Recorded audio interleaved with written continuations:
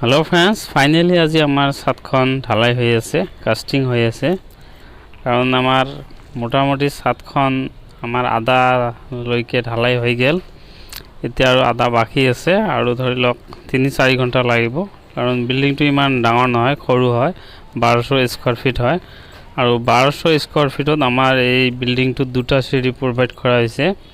এটা মডাৰ্ন সিঁড়ি 3 লেয়াৰ আৰু দুটা প্লেন সিঁড়ি स्ट्रेट फरवार्ड दुटा प्लेन सिँড়ি प्रोवाइड करा হয়েছে আৰু এটা কথা যেতে স্ল্যাব কাস্টিং কৰিব কাৰণ ভাইভেটাৰ মাৰাটো নাপাহৰিব ছাদত যেতিয়া